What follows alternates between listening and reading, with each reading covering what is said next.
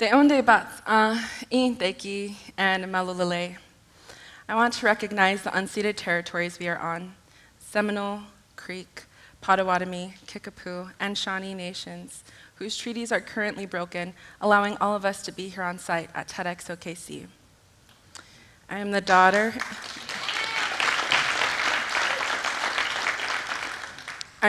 of Kelikikoka, my father, who is the firstborn son of the firstborn of the firstborn in a long line of firstborns descending through Vilifakatahatupofa. Our family are from Vava'u, Ha'apai, and Tongatapu in the Kingdom of Tonga via Aotearoa for the past 3 generations. My mother is Cedar Tree Woman, Whirlwind Woman, and she is the daughter of Gale, daughter of Alice, daughter of Padotai, daughter of Keen Toddle, Dragonfly Woman, and we are from the Redstone and Rainy Mountain region of the Kiowa Comanche Apache Reservation here in Oklahoma. When I was 8 years old, I went on a school field trip to a cowboy-themed museum, equipped with reenactment spaces and art, showing the history and journey of the American plains. After a long march, I spotted a glass case and was immediately struck with pride and excitement. My great-great-grandma Aileah's cradleboard was on display. She was a tenacious and resilient woman who was known for many miraculous feats. She was the only woman to ride on the last Kiowa war party during the time in US history that we were being hunted for our land and its resources. Aileah means ripening fruit, and she was always blooming, caring for the poor, caring for the elderly, and bolstering life. I was raised on her legacy. My excitement turned to pain, reading the short lines on the label next to her work. Her name wasn't on it, nor were the incredible stories connected to her resilience, mastery, and art during a dark time in history. Didn't the museum know that this cradle survived the darkest days of the Kiowa people? Didn't they know that Indian agents imprisoned and separated families, and for a baby to survive was nothing short of miraculous? I had these questions and quickly realized the museum did not know. Or if they did, the truth was actively hidden, rewritten, and reduced to fit narratives of erasure. As if to say, if we do not talk about the woman, her life, with no credit to her as an artist or a human being, the museum can rewrite history and remove humanity from our ancestors' belongings. But should it? Even as a child, I registered the pain and frustration of Indigenous voices being silenced and spoken for by white experts on my heritage. Today, museums contribute $50 billion to the US economy each year. Over the last 7 years, my work as an Indigenous designer, curator, as a wellness advocate and researcher and writer, my work has focused on shifting and reshaping harmful practices of settler colonialism away from ones that are reductionist by nature toward restoring the humanity, kinship, ancestral beauty, and visibility of Indigenous lives and bodies such as Aileah. The history that is reduced is one always written by strangers. If I accepted that version of the story, I too would be reduced to believe that my vibrant identity was something purely historical, and this contrasts with the expansive presence of thousands beside me. As Koema and Tahine Tonga, as a Kiowa woman and a Tongan woman, I was raised to think of myself in the future. What if Indigenous voices and stories were as valued by institutions as our ancestors' belongings? I was raised to hold myself accountable to future generations. And to educate you on what that means, it does not mean a sexist view of women and reproduction, but rather that Indigenous people are relational beings whose life paths and journeys include many thousands of miles and many hundreds of generations. One of my favorite Indigenous anthropologists, Albert Rafiti, reflected this when he said that we are the latest versions of our ancestors. So when I say I was raised with the ability to think of myself in the future, I mean I was raised to see myself in a long lineage of women stretching back since time immemorial. Women whose abundance and resilience is woven into my DNA. A year ago, my grandma Dorothy gave me a Kiowa name. It translates to Kiowa woman who travels the world. The second translation of that name is goes on war parties alone, which brings me to the present. I've learned institutions, gallery spaces, silence, and devalue Indigenous voices and stories because they reflect society. Indigenous women, girls, and Two-Spirit people are sacred. I include Two-Spirit people because prior to forced assimilation, Indigenous nations on this continent recognized up to 7 genders.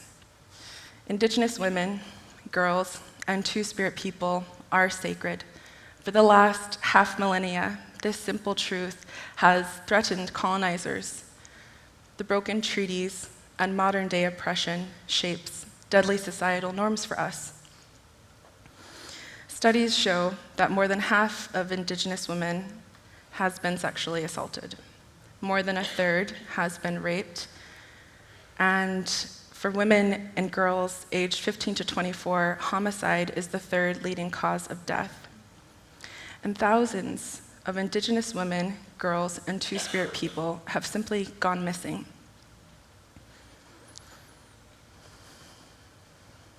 These statistics paint a narrow picture of me in relation to dominant society. A narrow picture of my sisters, cousins, and community in relation to the government. But violence against us is not the full picture of Indigenous women, girls, and Two-Spirit people. This inhumane treatment of Indigenous people is a tactic of colonization and oppression and is a national tradition. They are the ripples of systems engineered over centuries to silence Indigenous people permanently. Innovation includes a fresh start and room to breathe. It's taken me 500 and something years to get to this moment. In my direct lineage, it's taken me 152 years to be invited onto this stage. 152 years since my relatives signed the Medicine Lodge Treaty, which remains broken to this day. In my mother's lifetime, she saw signs in this state that read, "No Indians allowed." And here I am.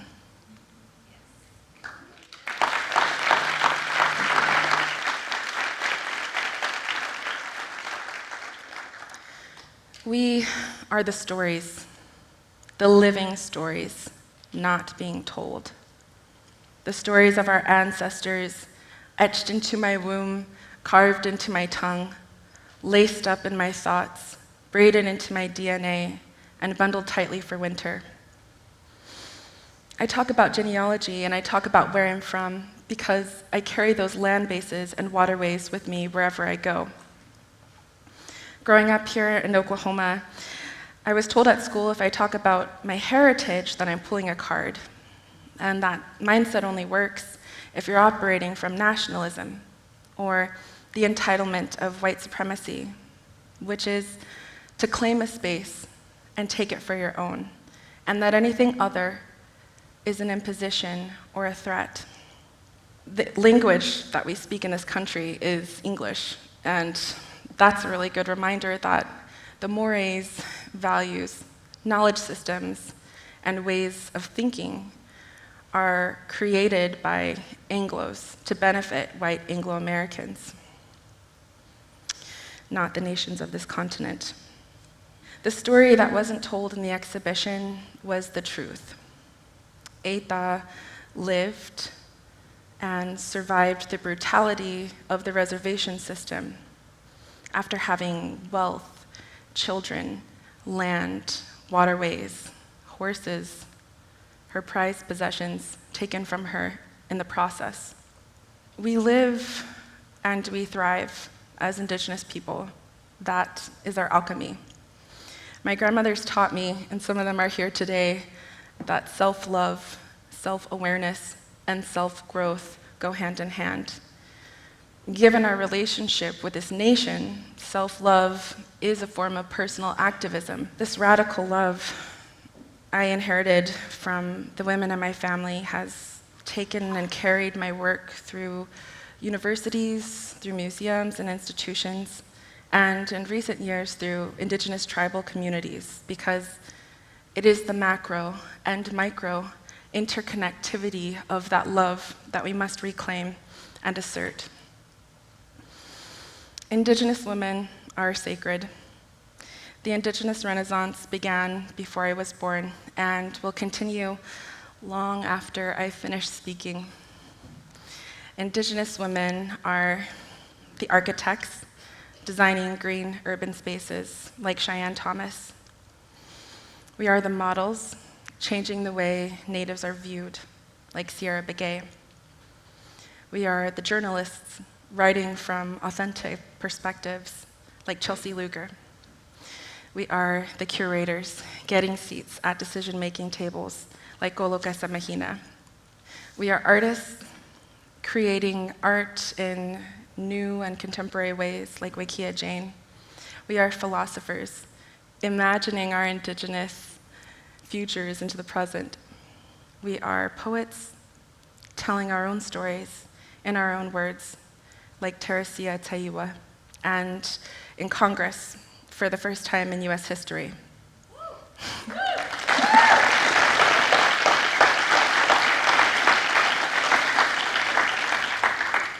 My TEDx wish to you, Tsakoi, non-Indigenous people, is to ally with our healing efforts.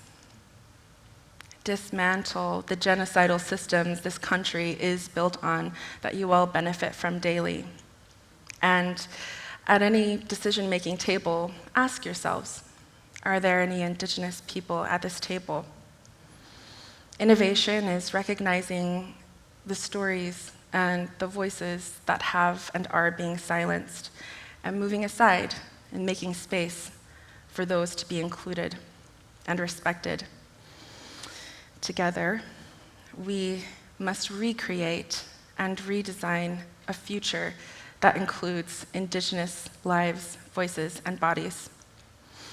I want to close this talk with words to the ones who have most at stake, Indigenous youth. You are strong, you are loved, you are worthy of life. No man-made border can keep you from the connection to your ancestral territories. No stereotype can stop you from reaching your goals. No plastic card can take your lineage from you. Our great-grandparents did survive. Our ancestors do walk with us by the hundreds, by the thousands. Their love for all things is woven into our DNA like cedar. The future is Indigenous. Anko, awaken and take your place. Thank you. Obaha.